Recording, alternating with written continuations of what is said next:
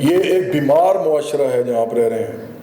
یہ وہ معاشرہ جو اپنے کانٹرڈکشنز کو، اپنے تضادات کو ریزالو نہیں کرنا چاہتا، جو اپنی ہپوکریسیز کے ساتھ زندہ رہنا چاہتا ہے. جب آپ اپنے تضادات میں گھومتے رہتے ہیں تو آپ آگے نہیں بڑھ سکتے، کیونکہ آگے بڑھنے کی واحد شرط ہوتی ہے اپنے تضادات کو ختم کیا جائے، نہیں تو آپ آگے نہیں جا سکتے. آپ پہلے اپنے تضادات کو ختم کرتے ہیں، آگے بڑھتے ہیں، پھر اس کے اگلے مرحلے پہ اس کے تضادات کو ختم کرتے ہیں، پھر آگے بڑھتے ہیں. میں آپ کو چھوٹی سی مثال دے دیتا ہوں. یہاں پہ بہت سی خواتین بیٹھی ہیں. خواتین کے بارے میں ایک بات بتا دوں میں آپ کو کہ دنیا میں کہتے ہیں کہ اگر آپ نے دیکھنا ہو نا کہ کسی ملک کے اندر کتنا پوٹینشیل ہے گرو کرنے کا، تو اس میں اس معاشرے کی عورت کی سوشل سٹینڈنگ دیکھ لیں. سوشل،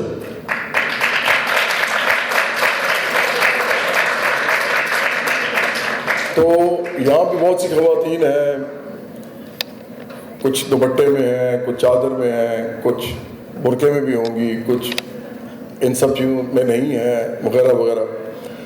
آپ کو پتہ ہے آپ سوچ بھی نہیں سکتے تھے 100 سال پہلے ایسے بیٹھنا ہے. یہ خوبصورت بات ہے کہ آپ سارے اکٹھے بیٹھے ہیں. یہ انوائرمنٹ آپ کو ایک ایسی یونیورسٹی دے رہی ہے جو ویسٹرن آئیڈیا سے بنی ہے، آپ مانیں یا نہ مانیں.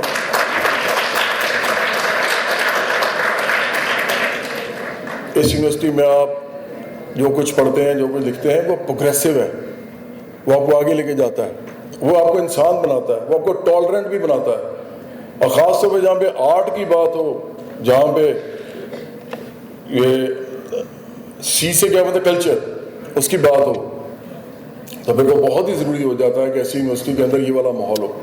ٹالرنٹ ہوں لوگ، کائنڈ ہوں ایک دوسرے کے ساتھ، اور انٹیلیجنٹ ہوں. اور انٹیلیجنٹ کا مطلب یہ نہیں ہے کہ آپ پرابلم سالو کر سکیں، اس کا مطلب ہے کہ آپ گرو کر سکیں، اپنے رٹ سے باہر آ کے گرو کر سکیں، آپ کریٹیولی گرو کر سکیں. کرٹیکل تھنکنگ آپ کا ٹول ہو، آپ کرٹیکلی چیزوں کو دیکھیں. آپ کسی بھی چیز کو اس طرح نہ مانیں جو آپ کو بتائی گئی ہے، کوئی بھی چیز نہ مانیں. آپ کہ نہیں مجھے یہ سمجھ کے آگے چلنا ہے، اگر مجھے نہیں سمجھ آتا تو میں اس کو چھوڑ دوں گا یا چھوڑ دوں گی. تو یہ جو سوسائٹی کی موومنٹ ہے ٹورڈز پروگریس، یہ ہیومنزم کے بغیر نہیں آ سکتی. یہ ریشنل کرٹیکل تھنکنگ کے بغیر نہیں آ سکتی. یہ دو چیزیں ہو گئیں.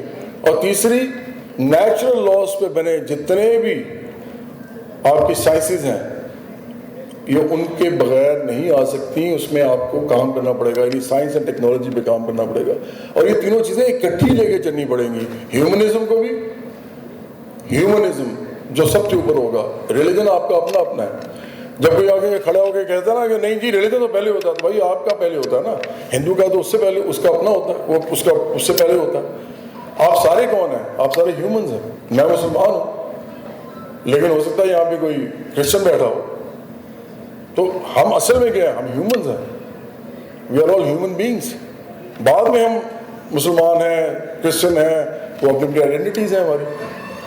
تو اس لیے یہ تین چیزیں نہیں ہوں گی پاکستان پروگریس نہیں کر سکتا. اور اگر یہ تین چیزیں کو پولیٹیکل پارٹی لے کے نہیں چل رہی تو پاکستان ڈومڈ ہے.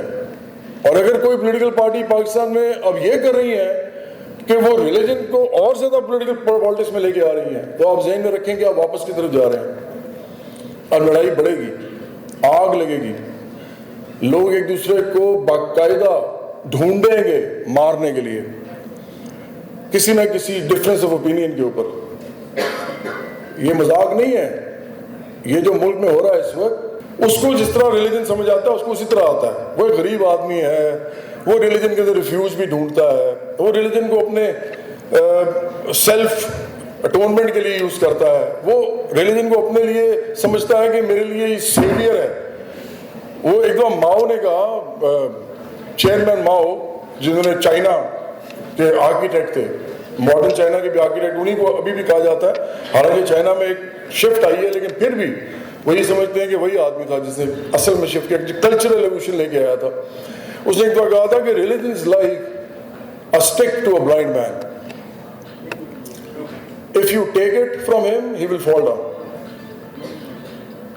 تو پاکستان میں ہم یہ اسی لیے کہتے ہیں کہ ریلیجن کس سے لینا نہیں ہے، لیکن ذہن رکھیں وہ ہے اس کی اسٹیک، وہ اس کو سہارا دیتی ہے, نہ اس کے پاس پیسے ہیں نہ کچھ ہے. یہ جو پریویلیج ہوتی ہے نا برقع پہننے کی, میں آپ کو مثال دے دیتا ہوں, برقع پہننے کی جو پریویلیج ہوتی ہے یہ غریب عورت میں نہیں کے پاس نہیں ہوتی. اس نے کھیت میں جا کے کام کرنا ہے, وہ کیسے برقع پہن کے کرے گی؟ آپ بتائیں, کر سکتی ہے؟ پنجاب میں زیادہ تر عورتیں جو کھیتوں میں کام کرتی ہیں وہ برقع نہیں پہن سکتی. اس کے بعد ہم اربن ایریاز میں آ جاتے ہیں. اربن میں برقع پہننا اور بھی بڑی پریویلیج ہے, کیونکہ یہاں پہ اگر کوئی عورت جو بھی کام کرنا چاہتی ہے وہ جب نکلے گی گھر سے اور کسی آفس میں جائے گی تو آفس والے برداشت کریں گے وہ برقعے میں آئی ہے؟ وہ اس کو کام کرنے دیں گے؟ آپ کر کے دیکھ لیں. تو اس کی جو کاسٹ ہے نا, جو اس نے زندگی میں اپنے اوپر ساری لگا کے اس کی ایک, میں چلیں یہ لفظ نہیں استعمال کرتا, اس کی ویلیو جو ہے, اس کی ویلیو, مارکیٹ ویلیو جو ہے وہ ایک دم کم ہو جائے گی کیونکہ اس نے برقع پہنا ہوا ہے. تو یہ پریویلیج ہے برقع پہننا. برقع پتہ کون پہنتی ہیں آج کل؟ عورتیں جو کہ کام نہیں کرتی, جو کہ پیسے بہت زیادہ ہوتے ہیں ان کے پاس, اور ان کے گھر میں ضرورت نہیں ہوتی ہے کسی قسم کا بھی کام کرنے کی عورتوں کو. تو یا تو فیوڈل لارڈس پہنتے ہیں, یا پیرس پہنتے ہیں, یا کوئی بہت بڑے بڑے انڈسٹریلسٹ کی بیویاں پہنتی ہیں, اور ان کے لیے ایک آئیڈینٹی کا معاملہ ہوتا ہے, ان کے لیے خوشی کی چیز ہوتی ہے. لیکن پریکٹیکلی عام عورت کے لیے وہ پاسبل ہی نہیں ہے وہ کرنا. تو ریلیجن اس حد تک ڈسکریمنیٹ کرتا ہے, آپ کو پتہ ہی نہیں ہوتا اگر آپ اس کو غلط طریقے سے امپوز کرنے کی کوشش کریں گے. تو اس لیے میں پھر یہ کہوں گا کہ وہ جو بندہ تھا جس نے گولی ماری, وہ آدمی تھا جس کو لگتا تھا کہ اگر اسلام کی بات ہو رہی ہے تو پھر گانے بھی نہیں بجنے چاہیے. اب یہ دیکھیں بڑی امپورٹنٹ بات ہے, میں ایک میوزیشین ہوں, ایک سنگر ہوں, آپ نے بھی میرے گانے سنے ہیں, آپ کا فطری اظہار یہ تھا کہ آپ نے اس پہ تالیاں بجائیں گے, آپ نے انجوائے کیا ہے, ایسا ہی تھا. اب اگر آپ اس کو اوپینینیٹڈ ہو کے سوچیں گے اور آپ اپنا جو پوائنٹ آف ریفرنس ہے وہ اپنے ریلیجیس بلیف کو بنائیں گے, تو پھر آپ وہ گانا سن کے انجوائے تو نہیں کر سکتے. ایک تو کریں گے بھی تو آپ اپنے آپ سے بھی وہ کریں گے, دھوکہ کریں گے کہ میں تو انجوائے نہیں کر رہا, اور دوسرا آپ یہ بھی کریں گے کہ آپ آئندہ کبھی بھی گانا گانے والا ہوگا اس کو مراسی اور کنجر کہیں گے. اور آپ اگر غریب آدمی ہیں اور آپ کو یہ انڈوکٹرینیٹ کیا گیا ہے کہ یہ غلط ہے تو پھر آپ گولی بھی مار دیں گے اس کو, کیونکہ آپ کو تو بڑی خوشی ہوگی. آپ کو پتہ ہے جب خود کچھ بمبار ہوتے ہیں اور ان کے انٹرویوز ہیں, ان سے پوچھا جاتا ہے کہ آپ بتائیں جی آپ کیوں یہ کرتے ہیں, تو وہ کہتے ہیں ایک تو جنت ملے گی, اور دوسرا اسلام کی خدمت ہوگی, اور تیسرا میرے گھر والوں کا بھی خیال رکھا جائے گا بعد میں. تو وہ آپ کے خیال میں وہ کوئی بڑا وائز ڈیسیجن نہیں کر رہے ہوتے اپنے اس کے پیراڈائم میں. ان کے لیے ایک وائز ڈیسیجن ہوتا ہے کیونکہ ان کے پاس کچھ نہیں ہوتا, ان کے پاس کچھ نہیں ہوتا نا. What would they live for? آپ کو پتا ہے اس ملک میں 20,000 منی ویج بھی نہیں ملتی, کہتے ہیں 25,000 کہتے ہیں, ملتی نہیں ہے. 20,000 میں کام کرتے ہیں, 15,000 18,000 میں لوگ کام کرتے ہیں لاہور جیسے شہر میں, کراچی جیسے شہر میں. What do they aspire to be? They don't have any dreams to follow.